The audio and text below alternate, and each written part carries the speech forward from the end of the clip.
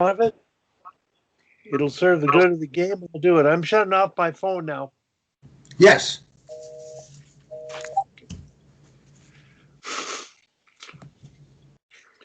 Anyway, are we on with each other? There we are. Is your camera on? No, I'll put it on here. I'm just checking because I don't see you, so that's why. We're all on now. Okay, I'm just gonna. I sort of set mine up. I don't know if you can see the imagery above my shoulder there. Yeah. But when we Skype, everybody that's on, most of them have international hockey experience. So they might have national team pictures up. Sammy Jo Small has some of her big promo of her book up behind her. But that's sort of, so when I Zoom and record, so if you had your book up behind you or a picture like that. Oh, yeah. And recorded it, we could make it a little more useful, marketable, get your name out there kind of thing. Well, if you want to, if you want me to show something, I can go get something. Well, you can. I'm going to try to find your email where you sort of took notes. Oh, yeah. Yeah. But you go ahead, find something you can share, and it'll be a good lead in.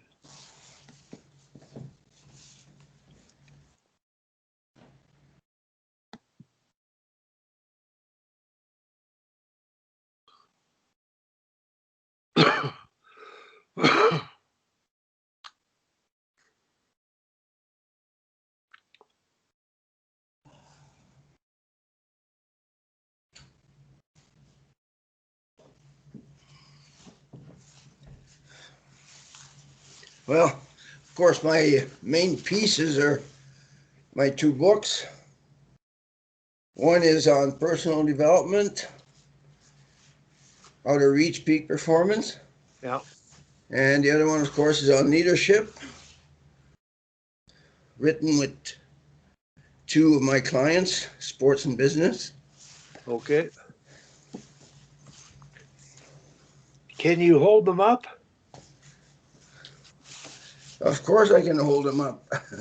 A little higher. I'd like to see the names of them. But that's what I mean. Your two books and what we've written, and it's good stuff. I know that this book here, Aim for Mastery, you and I met, I don't know how many years ago, but it initiated a pretty good relationship, and it led to a lot of opportunities for me. Yeah. I'm curious. How did it all get started? Like, how did our connection begin? You remember? We date back to the year 2000. Yeah. Larry Ring and I'm trying to remember his name. That it was a Huron hockey school. Okay. And I wasn't involved. Larry asked me to get involved, but that was going on. He was working with this person, and they organized a weekend for Aboriginal athletes. Right.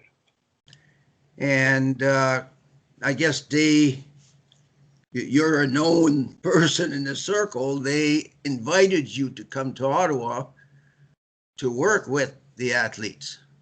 And I remember how we met. We met at a what do they call it? A like the circle where the sports circle, the Aboriginal circle. Yeah. That's where I met you on the campus of the university. I don't know if you recall. It's a long time ago. It's 20 years. But they held a smoke circle up at the near the university center. Yeah. And there was a circle, and you were part of it, and I was invited, so I was part of it, and that's where we first crossed paths. Wow. Well, you tweak my memory because when you work with Hockey Canada, it opens doors to get to meet people. And that was one of the opportunities because my role at Hockey Canada was the female program. And I glad I got involved with the Aboriginal program. I'd have to say it's one of the most meaningful things I've ever done because, like everything you do, you get taught more by the people you work with than you do what you offer them. And Absolutely. in that case, the sports circle, and for anybody who might be listening, if we post any of this, it for me was sort of an eye-opening, life-changing moment because that wasn't my first sports circle. I think that would be my third or fourth one. I'd experienced the first one in Thunder Bay at the original Aboriginal camp. And that camp, uh, the sports circle, all the Aboriginal camps, the mornings begin with a sports circle. And it's not a sports circle, it's a prayer circle. Yeah.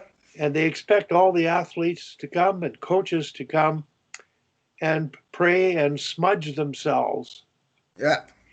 And Smudging. I found it really unique. And I always brought all the girls. I never saw guys show up, so they did it with the girls. Both camps were run, together, but there wasn't always the buy-in from the male side. But the females, as you know, were a lot more receptive to it. And of course, as a leader coach myself, I looked at it, what an opportunity to learn. And the sports circle and the connectivity of the elders who led the sports circle and the philosophy behind it was very grounding in terms of mother nature and appreciation of living and life and nature in particular.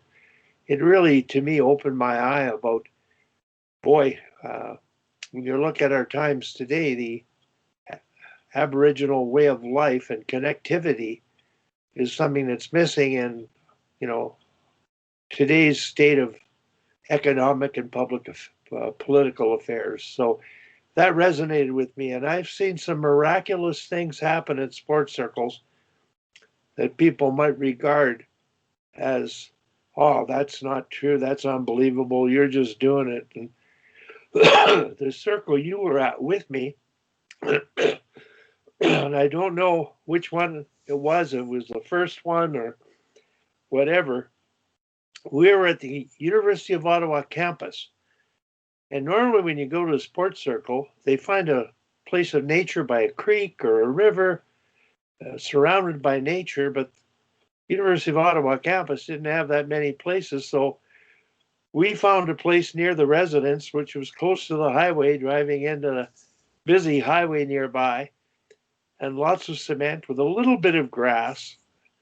And we made it our sports circle. So it was not what you call an ideal atmosphere for such a thing.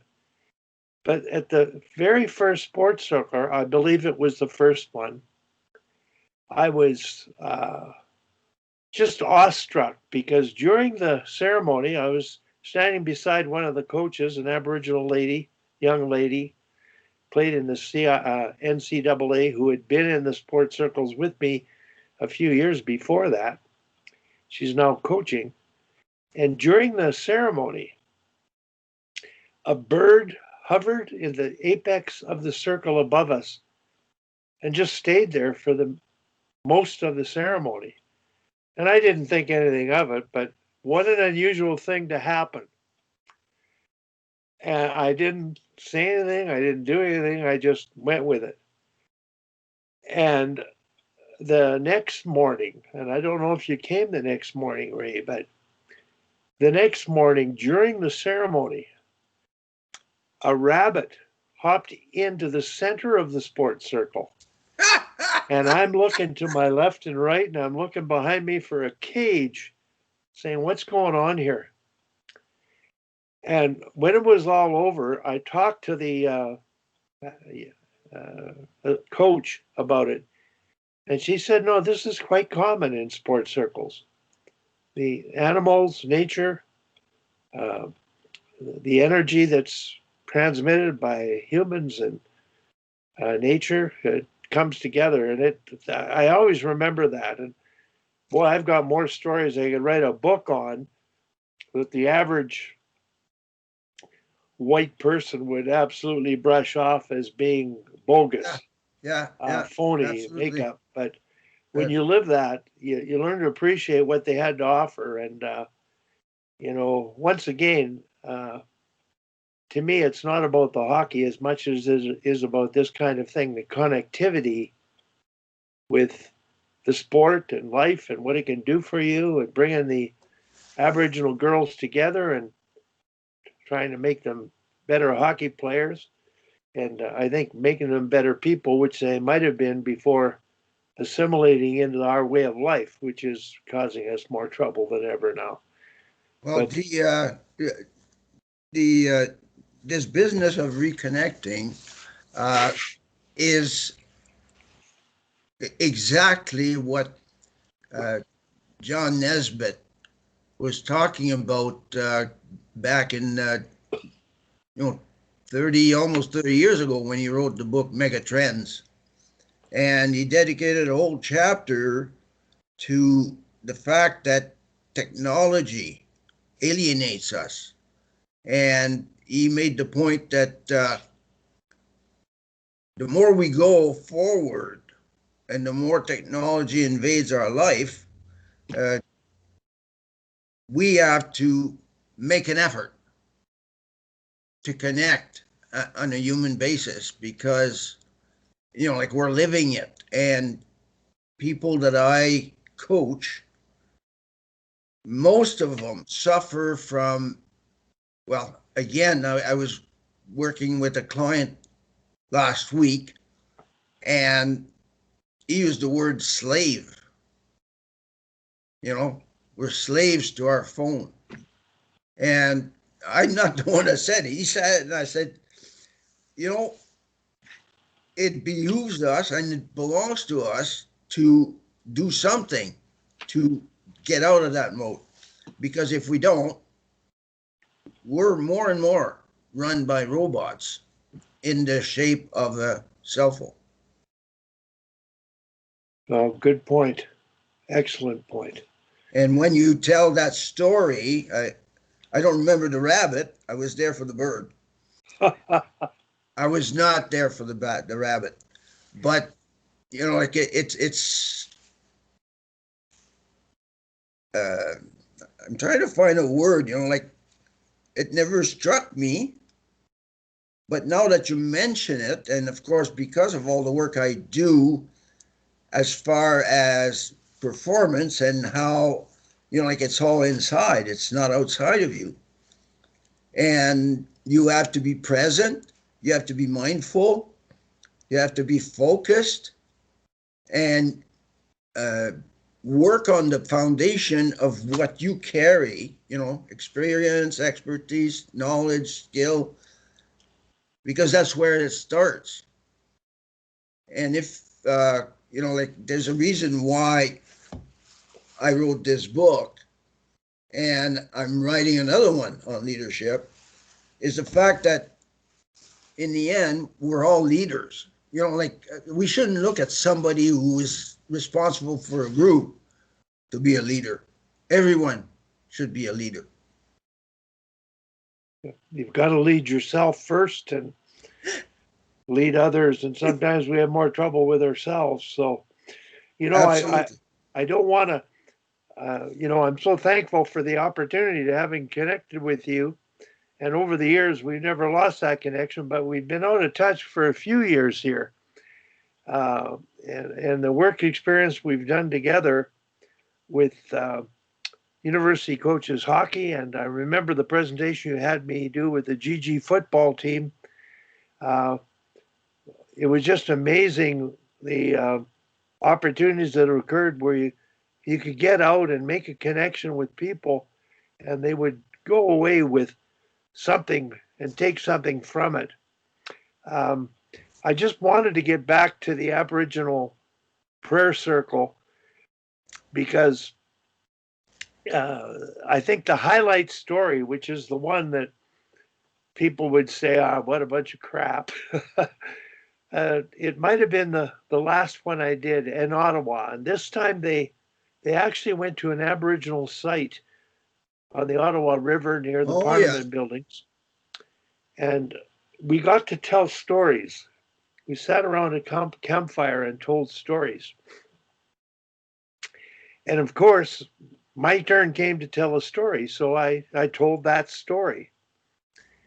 And the lady, the elder, who's actually in charge of the camp, and what they do is they assign elders, the equivalent of sports psychologists, philosophical psychologists, cultural psychologists. Mm-hmm.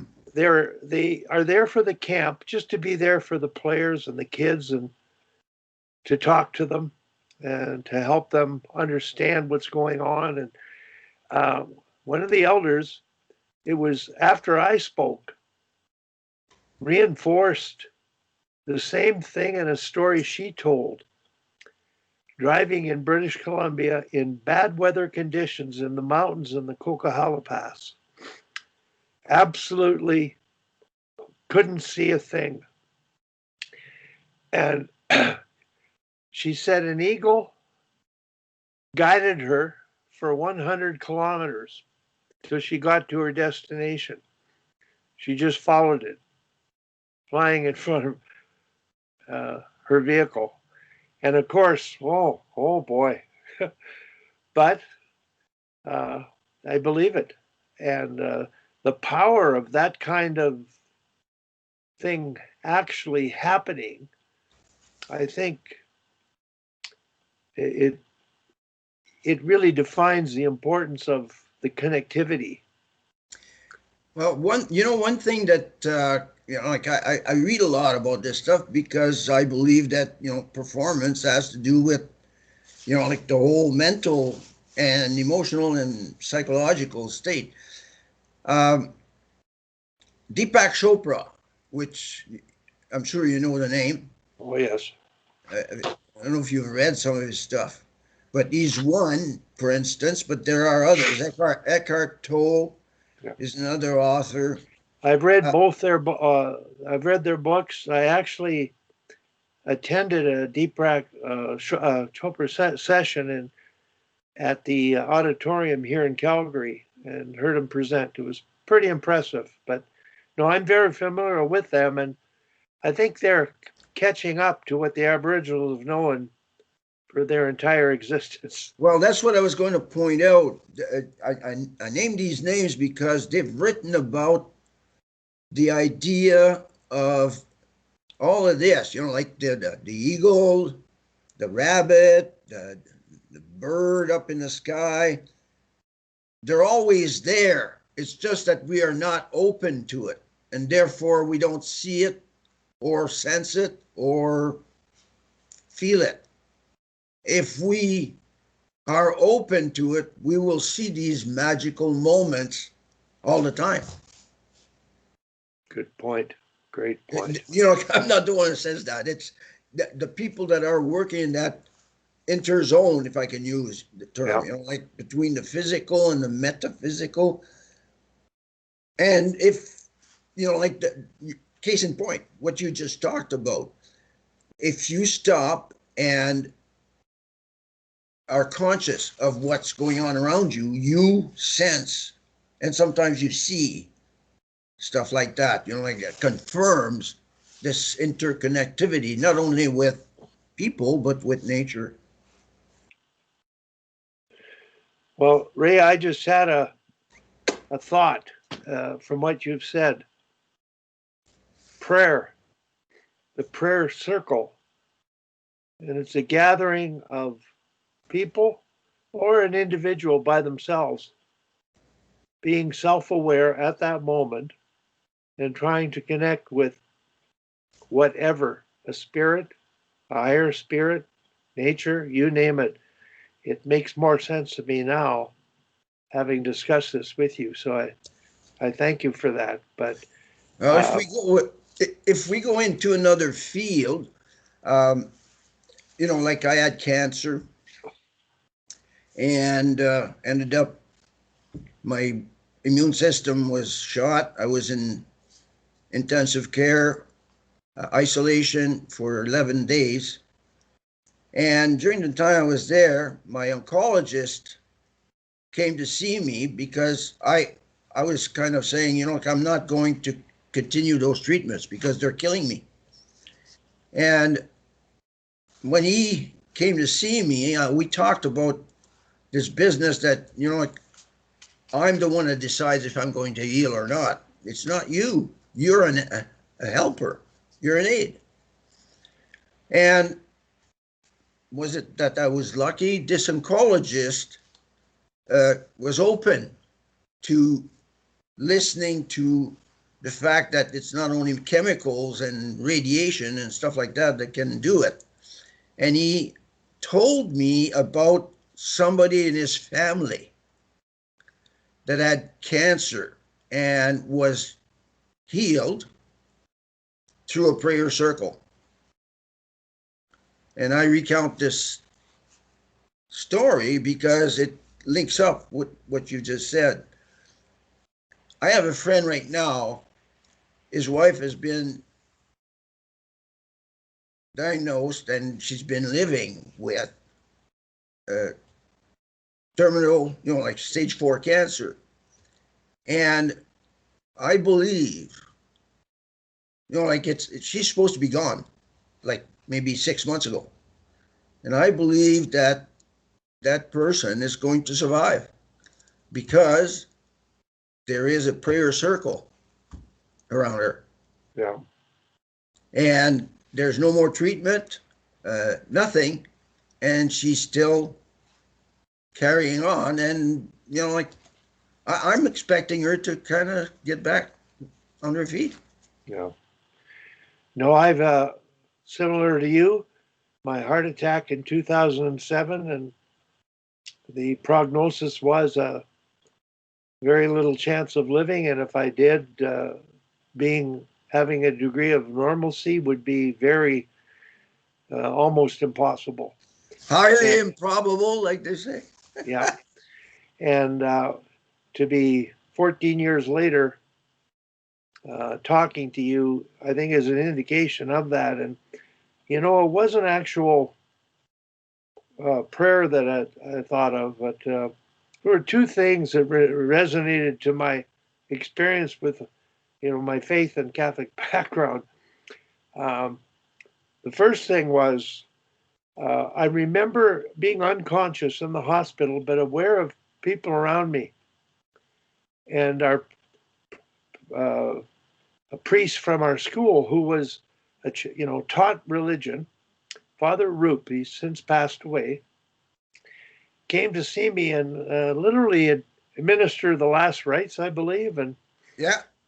and I was totally aware of it, but couldn't express that to him. It was like I saw him and I was talking to him, but it wasn't. And I'm I'm not sure of the actual what he said, but he told whether it was my wife or somebody else, oh, he's going to be fine. He's going to be fine. And whether he sensed it or whatever, I don't know. And it wasn't until maybe it was a year later talking to Carla McLeod uh, or Carla's mother, probably at a rink watching Carla's team play with her parents. And she said that they're at their church, everybody was praying for you. And, I have no doubt about it in my mind. I'm a believer and I'm defining that belief more and more every day. And I feel that my mission in life for what's left of it, Ray, and I think like yourself, is to try to do whatever you can to make a difference and do good for people. And really, when it comes to hockey, which is my area, is to use the sports as a vehicle for personal growth and development and create a better society. So, Absolutely. yeah. Absolutely. Uh, the the fact that I'm just going to ask the question, and I want to put the title in front of people. You know, like you're recording this, and I presume you're going to share it. There was a book written many, many years ago. As a matter of fact, I think it's like 30 plus years, by Viktor Frankl. Yeah. Uh, you may have read it. It's called Man's Search for Meaning. Yeah. And what you just said brought that to mind. The fact that people in concentration camps survived. He was a psychiatrist, and he went through it, and for him, the reason he lived through it, in spite of all the unbelievable situations he lived, he wanted to live and tell people about resilience and how people die when they choose to die and they live when they choose to live. And he said the key is to have something important yet to do.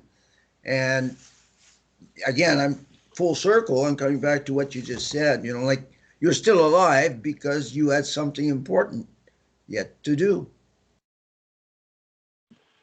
You know, as you're talking, I'm trying to equate it with the shallow nature of the business of sport and the sport psychology of staying in that performance zone to get a result. And I find that this is what's missing.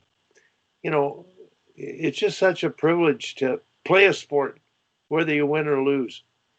And I think the great coaches, they get their players to understand why they're playing a sport. And there's more than the score clock and the outcome. It's everything that goes on to try to achieve that outcome. The life of struggle, the life of success and failure, you get the chance to learn lessons like you can't believe. And there's something to celebrate, win or lose. And particularly when losing, because you're going to learn more. Yes, And John, it's said, it's written in big letters in the big books. yeah, It's when you win, you don't learn anything. It's when you lose that you learn. yeah. And that's John Wooden's quote. And I believe, I don't know if you've ever heard of John Wooten. Yes, W? Yeah. yeah. Well, John Wooden is credited with the quote, but the quote is actually John Wooten's quote. Uh, Both of them really grounded coaches, philosophical coaches first, excellent technical coaches. But Wooden is with the philosophy of coaching that you never win or lose, you only win or learn. That was Wooden's quote, not Wooden's. So that's a fact. And I put Wooden's name because not everybody's heard of John Wooden. Yeah. Uh, but that's my point, and the connectivity of enjoying life more in sport and enjoying life more in business. To me, it's the same. And What? there'll be all kinds of things going on around you, and the profit margin, and are we better than this company, and how efficient are we, how inefficient are we, and then you add politics to it, and now you add today, but the new president of the United States may close down the Trans-Canada Pipeline, which is a huge hit for Alberta. And those things are important. There's political decisions, interference that's going to go on with your comfortable, customary routines, and you got to adapt. You can't control the political game, but in the business world and in the sporting world, control yourself and just appreciate what you're doing it for. On that note, as you're talking, you brought up something to my mind that I've been thinking and talking and reminding people about, and it is my belief that in sports, we spend way too much time practicing the physical and not enough time working on the mental and the emotional.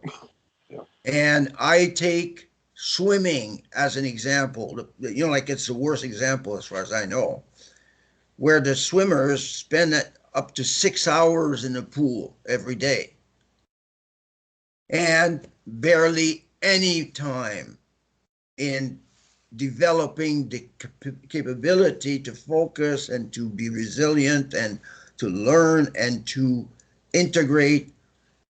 And it applies in every sport. And again, like here, I kind of make that equivalency between sport and business, is that it's the same thing in business.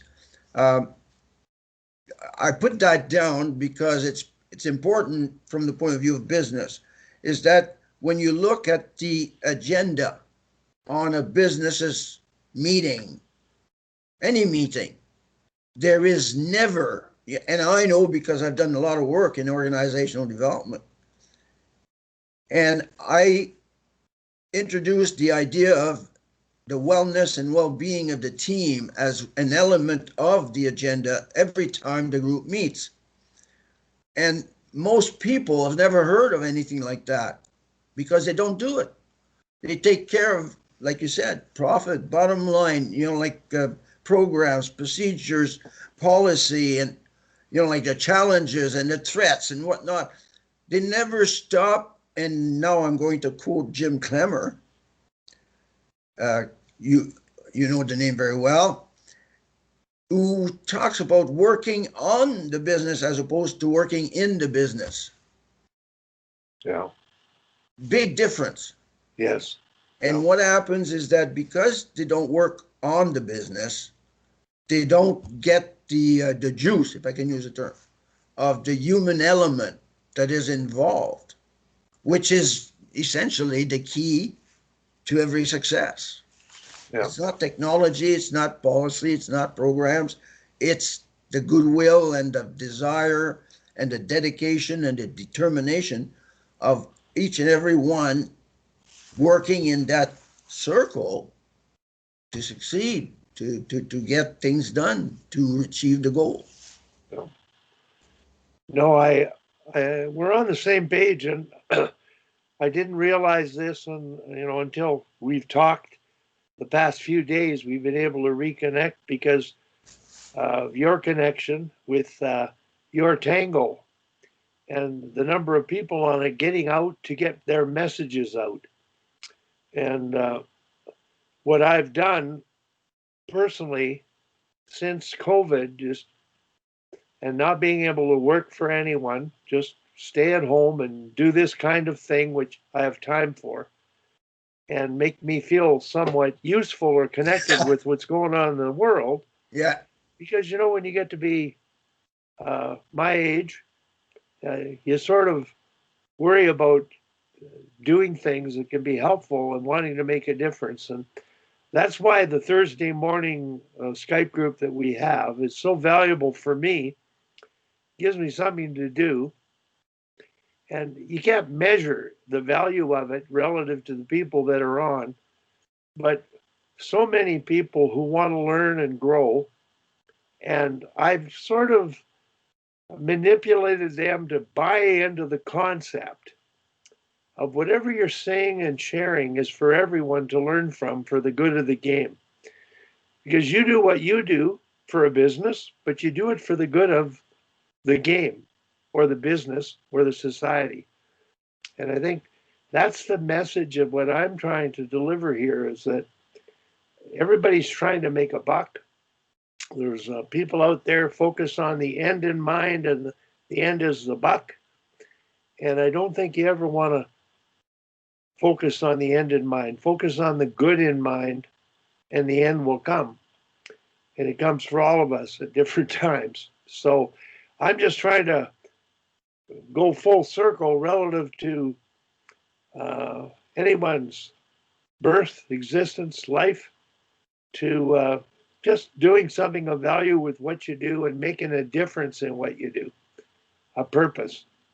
So the Good of the Game project is something that I'm sure if we talk together like this and can interconnect it with people, it will spread. It's sort of a pay it forward concept, Ray. And my website is a pay it forward website where everything's on it is for people to use to suit their needs with an underlying condition that please share it with anyone else who would appreciate it and encourage them to share it. So there's that continuous, infinite cycle of sharing and learning and growth, which is the name of our Thursday morning Skype group, the No Dead Sharks Club. And I'll bring it up again for people who haven't heard of it. It comes from the Woody Allen movie. And Woody is talking to his girlfriend. And in the movie, she says, "What do you think of our relationship?" And he paused and said, "Well, it's sort of like a shark. If you're not swimming, you're not moving forward, you're not breathing, you're dying." And you don't want to live dying.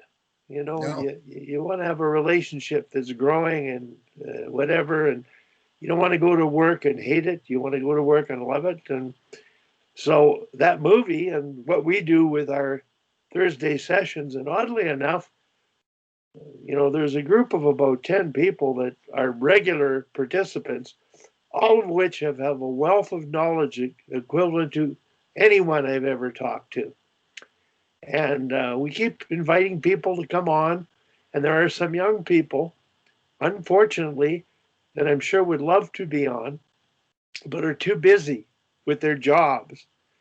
They're caught up and I'm just saying that, you can't afford not to be on because it might be your time to share the wealth of your knowledge and learn from the knowledge of others about many different things that we discuss. And this is an example of a one-on-one shark session right here. But I'm glad I was able to bring up our Thursday Skype groups and hopefully we can expand its connectivity to getting the word out. And it's something that, I've talked to a lot of people in the hockey world, and they understand the idea of the importance of the good of the game and it being able to be more to lead, develop, and promote positive hockey experiences, which is the mission statement of Hockey Canada. And I think basically we're trying to do that. And what you're trying to do is just more positive life experiences, work experiences, home experiences. Let me do a little bit of crystal balling, pie in the sky, whatever you want to call it. I have a neighbor 2 doors down who's a teacher. And if you remember last week, I mentioned that we're not going to rectify, if I can use that term, the situation that we're in right now, where every man for himself and everybody too busy to, think about how we have to do it together. And the difference is going to be made at the school level because most parents don't have the skill, the ability, the knowledge to teach their kids. And if we're going to have a bright future in the area of, recognizing that it's all about being together and doing it together and paying it forward, like you say, we have to teach kids about that.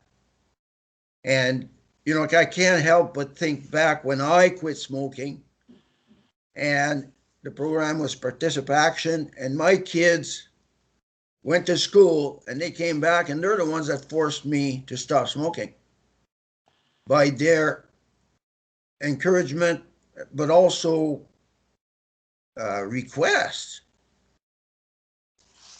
after they had been schooled in the damages and the dangers of smoking.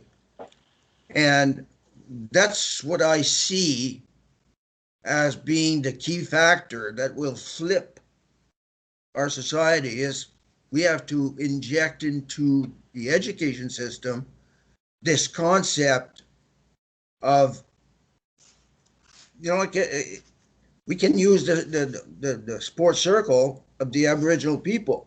You know, like they're reconnecting to nature and realizing that, you know, like we're all one. And that's not what is being taught. We are thinking more in teaching about competition, about, you know, succeeding in spite, uh, and even at times almost suggesting that you have to find devious means to arrive where you want to go so that you are a winner. And it's like you said just a little while back, if you take care of the circle, the results will come. And it's a message that is not well understood. People think that they have to strive to reach something to succeed, as opposed to, well, you know, like I'm one that preaches that, is that focus on the process. It's all about process. If you do, and that comes from a long ways, but you know, like if I go into the business world, you know, this business of the right stuff in the right amount at the right time is anchored into the continuous improvement concept, where it's not about the end result, it's about how you do it. And again, you know, like when we think in terms of sports, it's not about the scoreboard, it's about you play, how you play. And when you focus on being the best at executing the play, the chances are tremendously increased that you will have the result you're seeking.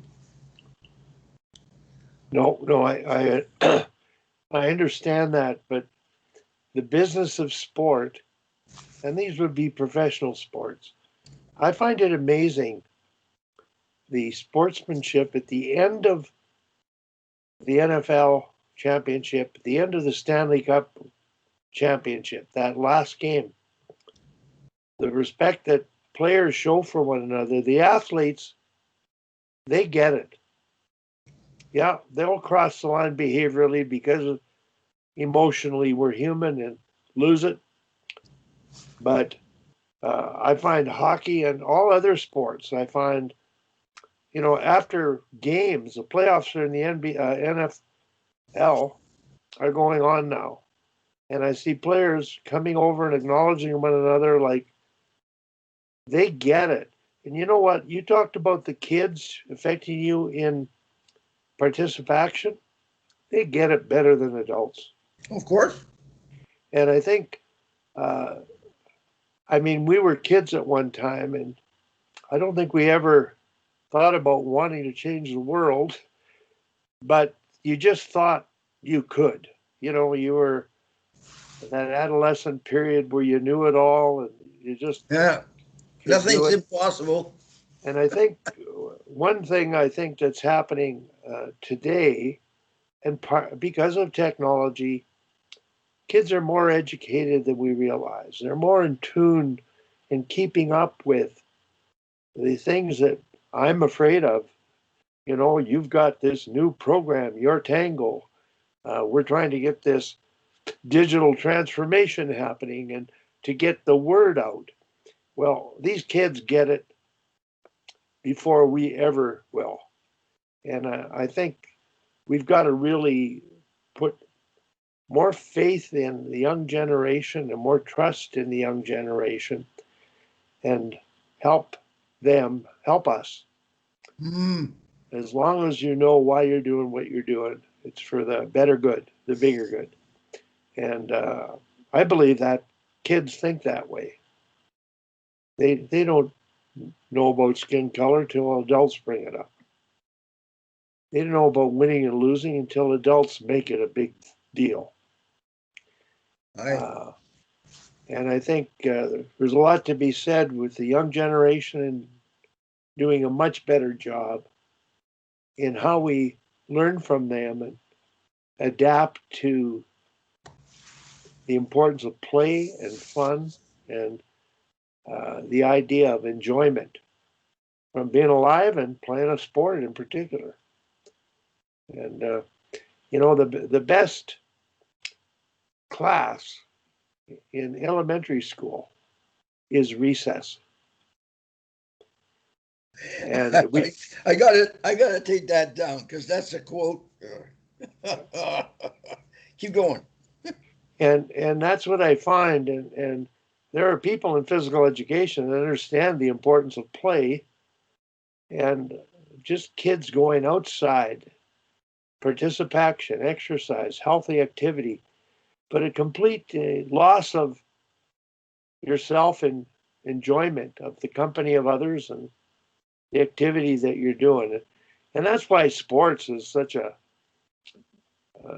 fun thing to be close to and involved in. I'm not sure you can regard business as play, but some people get excited about aspects of their departments and expertises and have the same joy that an athlete might. So, what gets rewarded gets done. And yeah, if there was more reward for having pleasure doing your work, there would be more at work. yeah, good point. Like I work in that field. You're in sports, but you see human beings. It's always about human beings. But I see it in organizations, like where organizations kind of inject some, how should I say, enjoyment of doing and being together, you have so much more success. Yeah.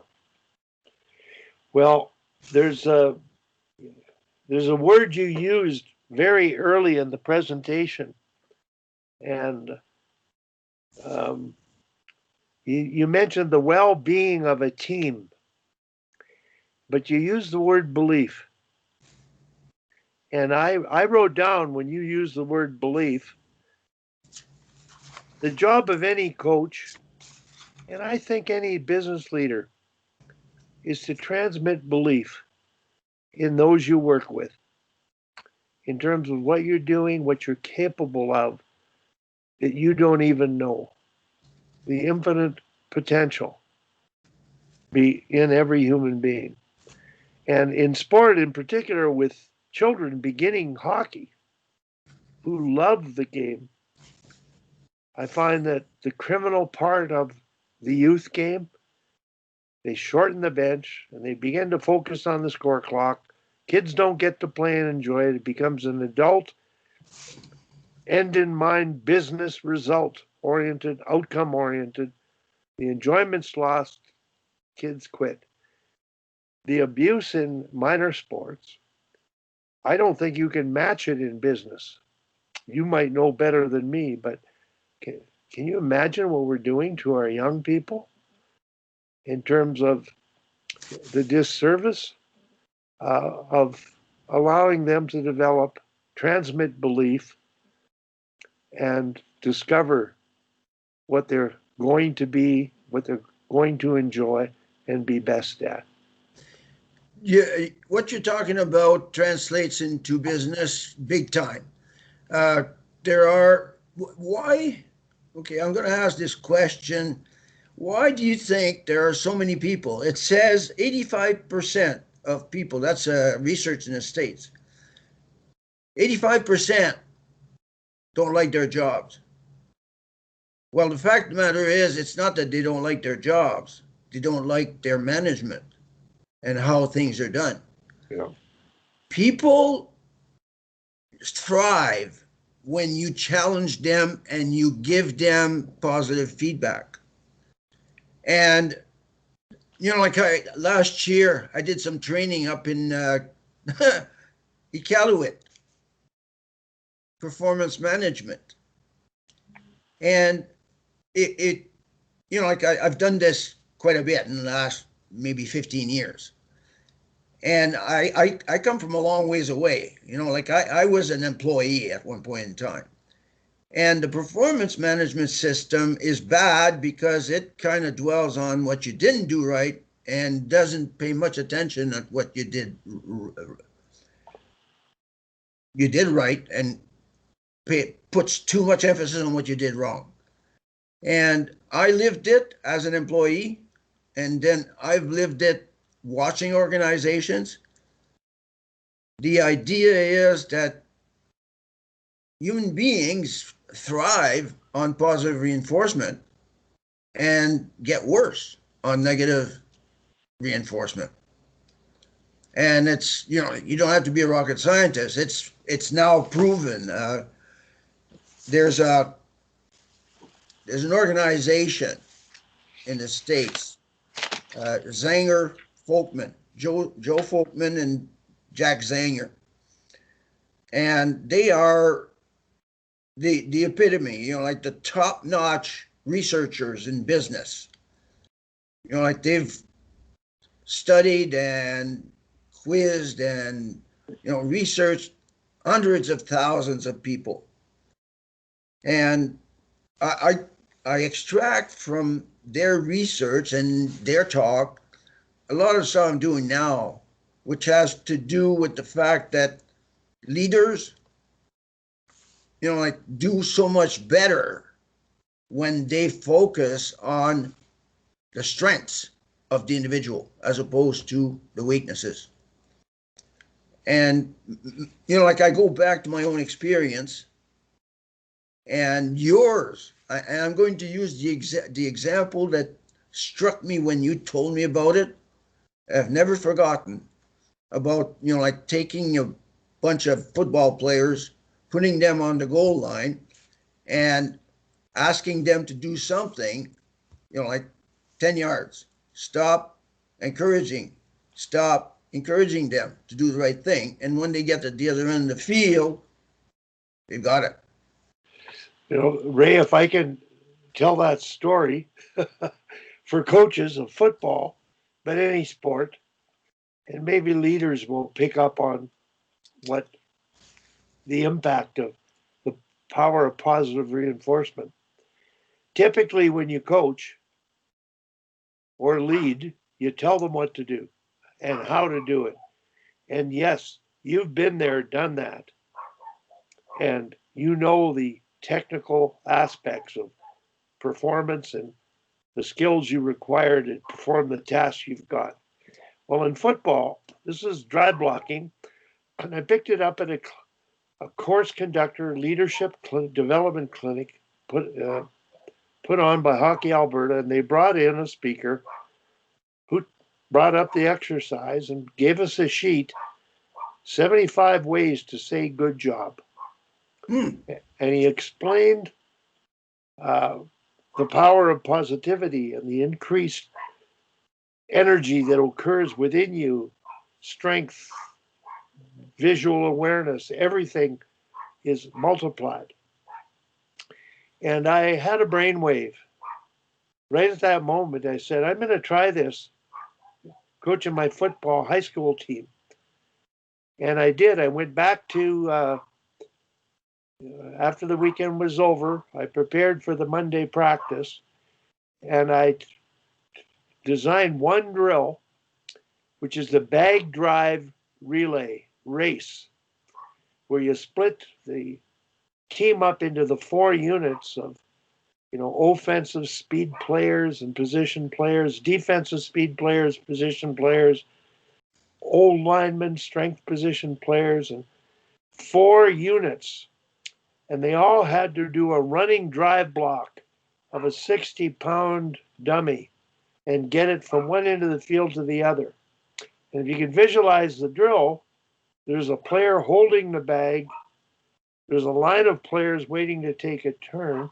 There's a player standing, waiting to set the bag up, because once it's hit and moved, the holder goes to the back of the line, and the hitter stands and waits. Yeah. So you got to know how to run the drill. And I find there's a lot of coaches that do drills that there's a safety factor, and you want it to go smoothly so they get better and better at the skill. Well, we had done this drill in my lifetime hundreds of times. But with this staff, we'd done it maybe that year 20, 30 times. And the teaching points we shout out, tell them, arch the neck, bum down, drive, don't dive. The power of the posture and the deepness and the use of the leg, all these things, those are great teaching points. And we've done it. We've told them so many times. And the drill was a good drill and they did a good job. But this time, I said to them, I put 4 clipboards. I gave one to each coach with each team. And I said, all you're going to do is read from the sheet 75 ways to say good job. No technical feedback.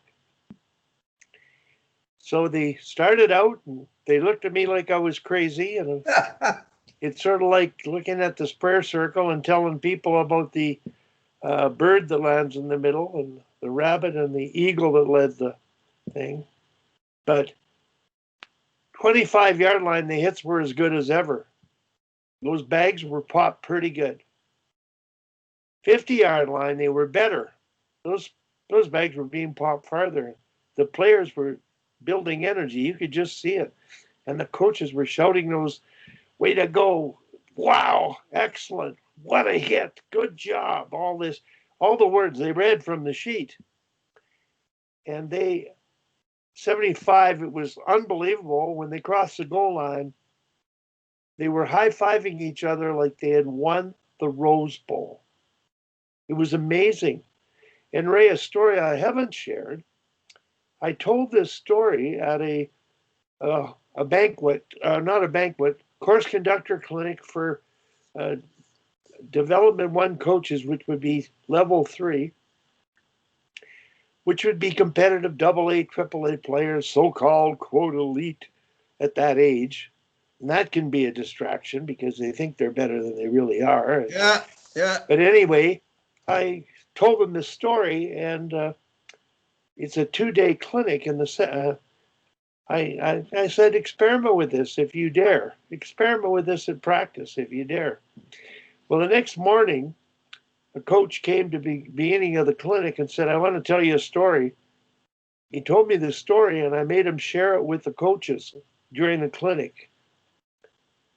He and his partner were playing a team that night, the first night that we had done the clinic, that had beaten him badly.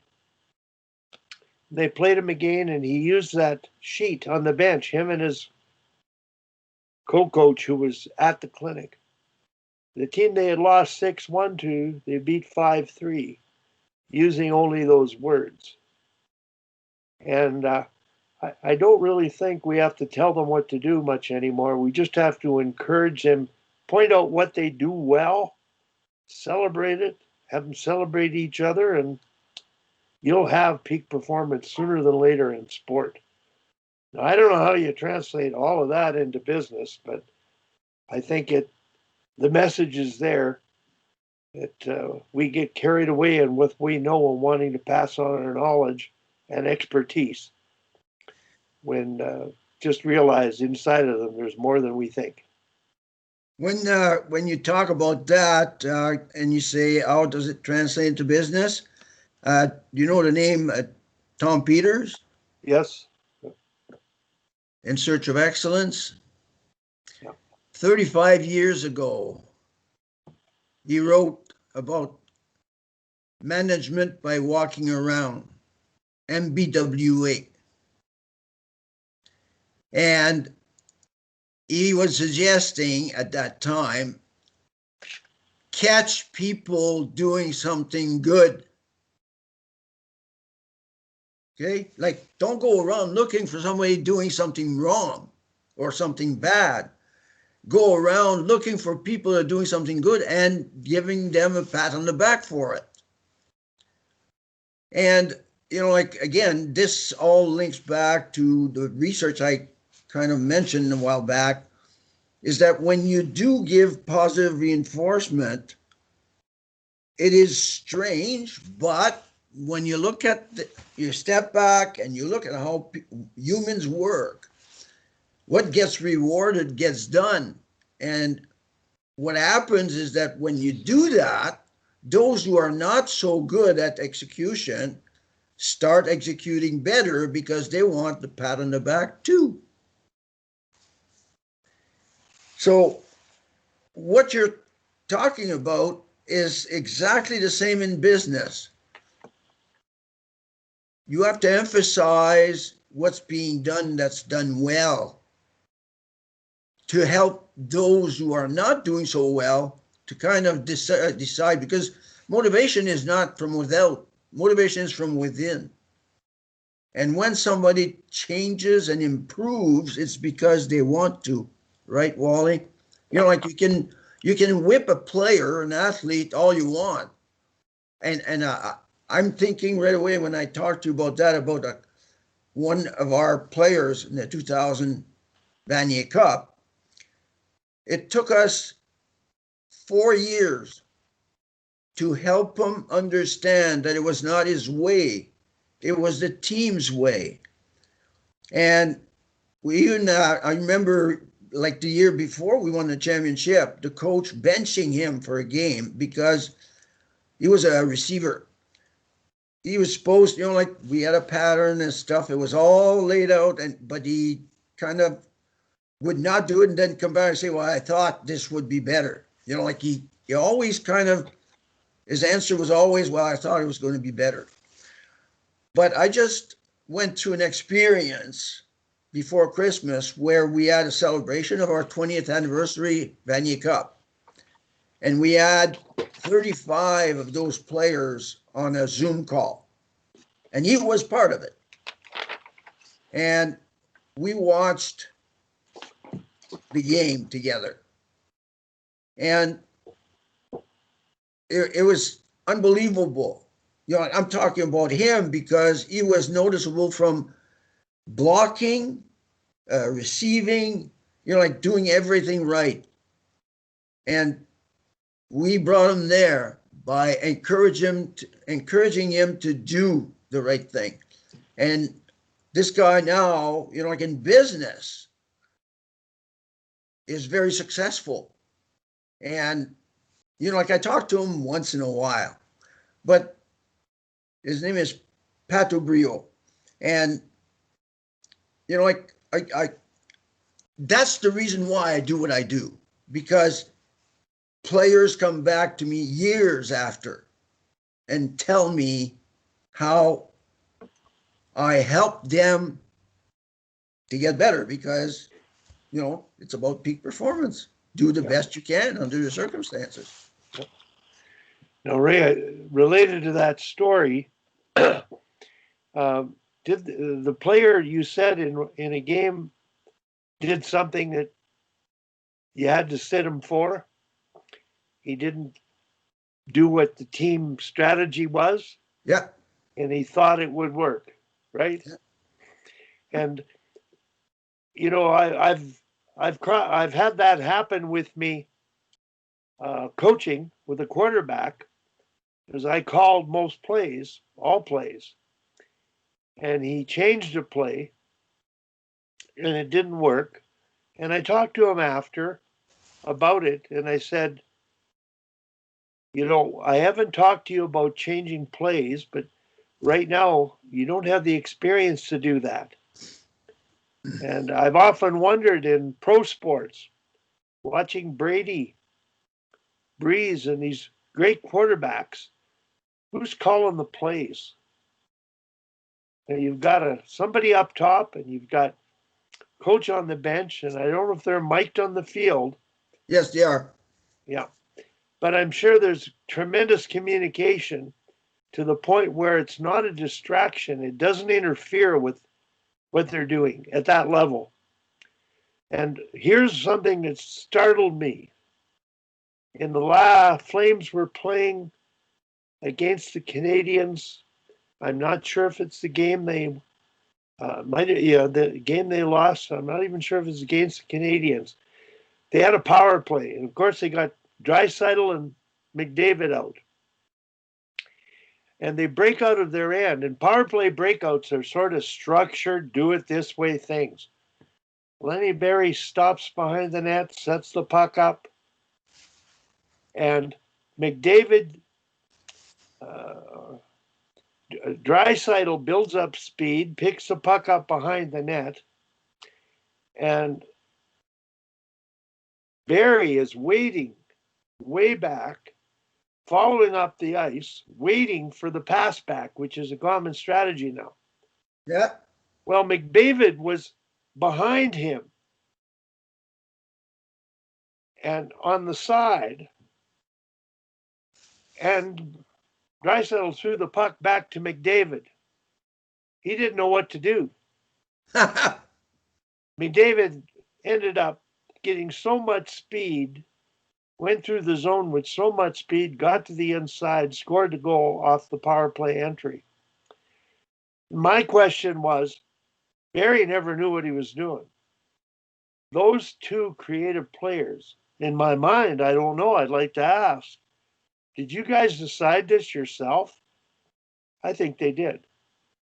So there's a level at which players, at that level, I think you better ask them what they should do. What are your new ideas? And I've said recently in the NHL level,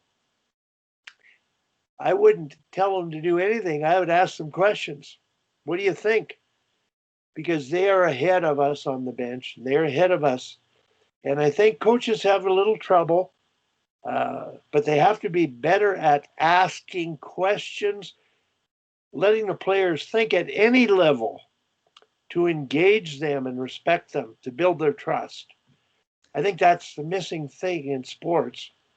Well, And in business, there's a leadership speaker now. You might know his name. He was a commander of a submarine, and he's a retired commander, but he tells a true story at one of his podcasts. I've shared it with the Sharks group. And in this story, this is the true story of a submarine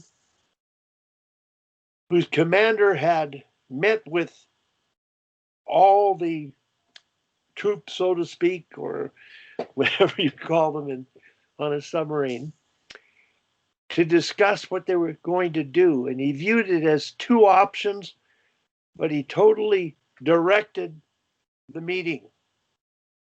And he did so and did his presentation in such a way of what he thought, what he did, what he was going to do. They had a choice of taking a safe, longer route where weather conditions wouldn't be a big a problem, or take a dangerous route, which could be a problem. And he chose to take the dangerous route. He didn't hear and ask the people that were running the ship, that were doing the grunt work below. And the true story of this is they took the wrong route and the submarine did not survive. It sunk, so to speak. And that's a true story. So he's making a living on this as a leader speaker now. Don't sink the ship, leader. Listen to your workers. And for coaches, and I don't care if it's the NHL, and I don't care if it's a kids team, ask them questions, listen to them. And kids will teach you more. They'll surprise you with what they're capable of if you let them do it. I call it figure it out, FIO, in the hockey world. We structure, we direct, we make them go here, we make them go there. We stifle their own creative thinking as children in school, education, and on a playing surface. And at the highest level in business, it costs lives psychologically and physically. yeah. So the stories, the unique twist there, Ray, is the Socrates method of leadership. And I mentioned one of our Sharks is a professor, I believe teaching University Waterloo. I could have that wrong. I believe his name is David Barrett, but he participates and he shared that terminology, Socrates leadership, in his classes, where teaching law students, only asking them questions. So they come to the answer that you would do in a lecture, engaging them in coming to that solution, answer, understanding. And it's the same with a player. And at the highest level, like the NHL, and even higher competitive levels, I think coaches have to be cognizant of building respect and trust with the player, just like the employee, listening to them, asking and wanting to hear what they think. And we don't ask questions. So a routine that I use in high performance field evaluations with hockey coaches is between periods, I make them use the Socrates method of communication. And the routine normally is to go in and tell them what to do, what we did good, what we did wrong, what we have to get better at. Well, I tell them the new routine, 21st century. Maybe this is apply in business. What did we do well that period? What do we have to do better? Talk it over with your staff, your coaching staff. And then go in the room and ask the players the same questions. And they will probably tell you everything you said to one another and more. And what do you discover? Hey, you know what they're thinking. You know whether they're tuned in or not. And there'll be some of them that'll tell you more than you ever thought you could. And at the highest level, boy, I think there's a vacuum opportunity there. Yeah. By the way we coach traditionally versus using a Socrates method or the inquiry method of coaching, which relates to Dr. Joan Vickers from the University of Calgary, who's now retired, on decision training, where to delay your feedback, delay telling them by the inquiry method and asking them questions to hear what they think. Make them think. Trust them. Better yet, trust yourself to hear them, their thoughts. So coaching and leadership, same ball of wax, not much difference. Different environments. They're all competitive environments, achievement, outcome-oriented environments, but getting everybody to be respectful of whatever anyone does in their role is so important. And I think there's many organizations, sporting ones, where there's a lack of communicative synergy at different levels, at every level, maybe within a staff, maybe within the organization. And getting people to respect each other and trust each other is the biggest thing. Yeah. And that's the foundation, I think, of long-term success is trust. Well, what you're talking about is essentially the performance funnel, which is one of the components of the process that I have developed that I'm going to expand on in my new book. And that is that you have the street, and I didn't create that. That comes from Bruno. The street, the bench, and the ice, the field, whatever, the court, basketball. And, like I saw it like I was right there in football. I saw it in football big time at the pro level, where when the athletes go on the field, and, like you kind of stirred me up on that when you talked about, like Brady and Drew Brees and those guys. Yeah, there is a strategy that's developed. There is a play that's suggested. And it happened with Henry Burris when he was, like at the top of his game.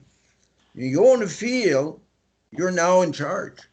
And if you see something that says, what we talked about is not the best solution, then Brady, Breeze, Henry, when he was playing, made the decision to do something else.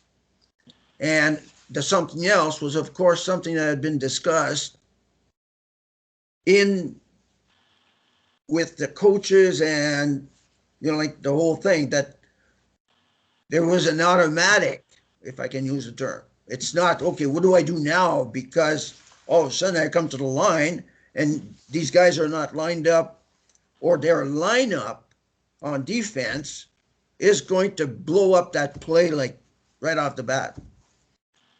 You have to have a fallback solution. And it's all, like, Ray, did you watch I want to interrupt you because think of what I said about Draisaitl and McDavid in Yeah. that play. Oh, yeah, that's exactly what happened. Yeah, but the coaches didn't initiate that. They didn't.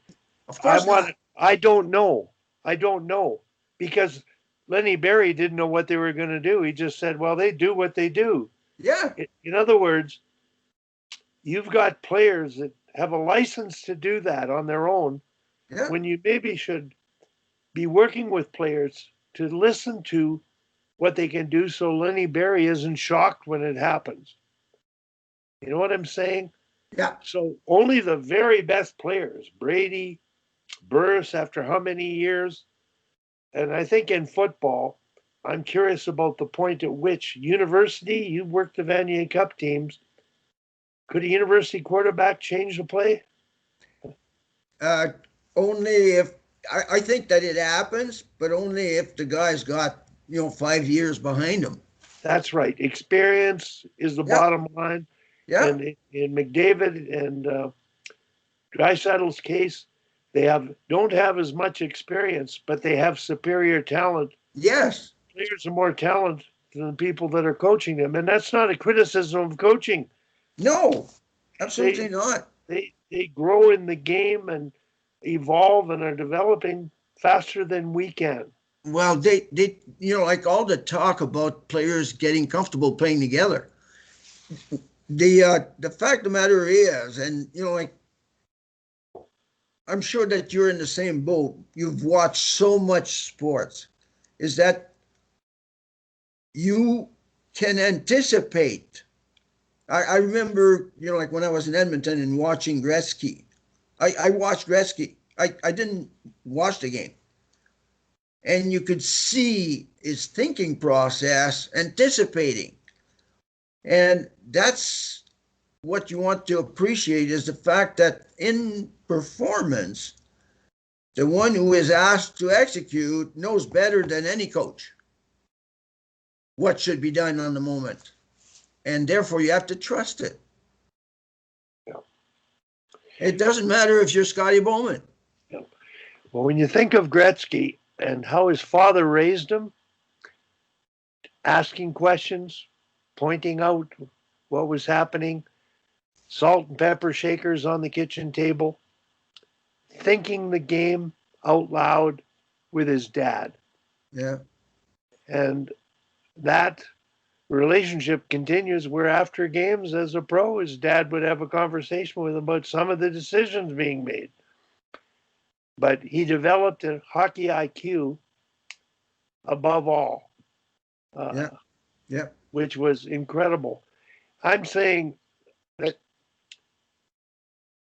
7, 8, 9, 10, 11, 12-year-old kids can do this if you let them. So there's a point at which you structure them and give them a framework, but there's a point at which trust them to play and make decisions on their own. Yep. That's the art of 21st century coaching at any level. It's no longer center, right winger, left winger, right defense, left D, 2-3 hockey. It's 1, 2, 3, 4, 5 interchangeability. So the game is progressing before our eyes. And my concern as a hockey person is keeping up with it, let alone staying ahead of it. I agree. Yeah. Hey, listen, Wally, time flies, and I see it's past 11:30. I had dedicated 90 minutes to our chat. We went through it like nobody's business. Uh, we're going to have to reconvene on this if Well, I think that's we the could, thought. Ray. I'm going to play with the video. What I'll do is I'll put the entire presentation on and I'll share it for people that are crazy about coaching and leadership. They would have to be crazy to listen to an hour and 20 minutes of you and me talking. And then I'll edit segments and try to promote what you're doing and the good of the game, which was I'm doing and the Sharks are doing, Yeah. uh, so they can make contact with us. And if you have a logo or something that you can send and contact information, I would include the good of the game activity with my contact information. Uh, if anybody wants to get on a Skype's call and listen to hockey more than anything else, but there are days there where it's all about leadership, and we love to sit in on one of the Thursday morning calls. And I think initially be a fly on the wall when Yeah. leadership Yeah. talk Yeah. comes Yeah. up. Yeah. You know, you do this, which I'm going to do with you right now. All you should do, if you can, you see the I click the thumbs up button. Yeah. Good. You can, you want to speak to somebody, you can indicate that during the conversation and get a chance to speak to that topic. So that's what I'm going to do. Ray, I've got about 8 Sharks presentations, 3 hours each Ouch. saved. I've got a lifetime of editing I could do. And with you and me, I think there's, something that when you think of when I do a short one, I'm not sure where it would fit in on your tango, but getting it out to people is what my goal is. And at no charge, letting them know what's available, the forward thinking that's going on. Yeah. We've got to get out of the dark ages of the way we've done things in leadership and in sports and the way we're doing things Yep. and look for better ways. So thanks very much for your time, Ray. I appreciate it. And we'll set up another time to talk again. I'm sure the topics will flow naturally just as they did today. Yeah. For sure. We have a lot to say and discuss to solve the problems of the world. Well, it's interesting how much is too much, but I think the end in mind of what you're doing and what I'm doing is a better world. The end in mind. Just while you're there and your camera is on, I'm going to. Hold it higher, higher. Yeah, I don't know if it'll be clear enough. Take a picture of that, Ray, Yeah. and email it to me so I've got it. And if I can't fit it into the video as an image because it won't be big enough, I'll type it out so that people can get it. And if you have a symbolic logo of some sort, Well, my logo, and I'll send you an explanation of it. yeah. And also take a picture of your books, Yeah. the book titles, and I'll put them on as well. Well, that is already done. My books are on the internet, on Facebook and LinkedIn, but I'll send you the images. Okay, we'll see what we can do to promote our cause. So long. Good night. So long, salute. Take care. Stay safe. Okay, bye bye. Bye.